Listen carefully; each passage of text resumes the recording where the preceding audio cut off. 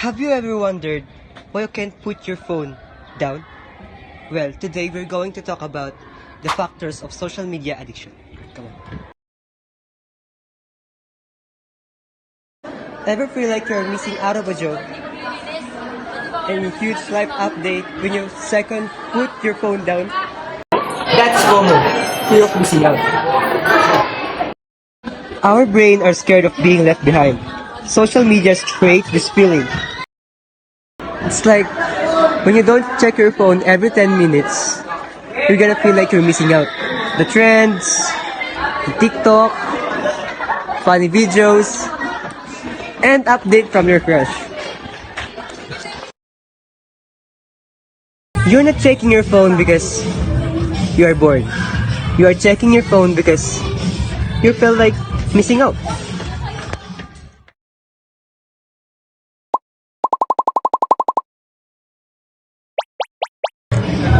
Have you ever tried stop scrolling? But other videos keeps playing.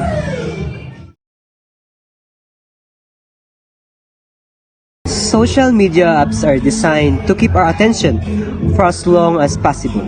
Every time someone likes your post, comments, or sends a message, your phone sends a notification. The small sounds and vibration makes you curious, so you're going to check it immediately. Even when you try to stop, there's always something new. To see a trend, a video, or trying something new. The content never really ends. Because of this, it becomes very hard to control how long we stay online. We don't feel the time passing. Minutes turn into hours without us noticing.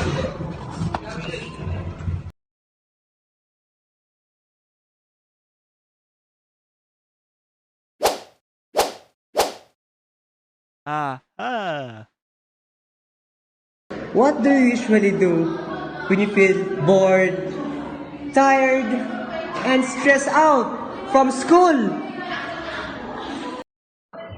For many students, the first reaction they would do. Uy, mali pala. Sorry. Baliktad. Ulit. For many students, the first reaction they will do is, of course, to open social media.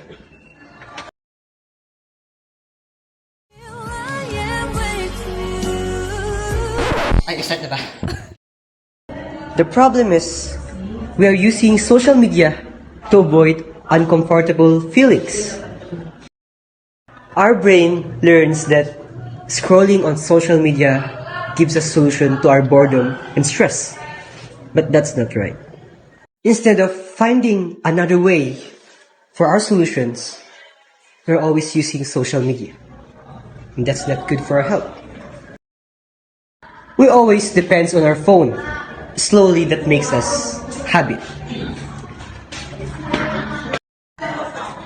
Every time we feel bored or stressed, we're automatically using our phone without any possible reason.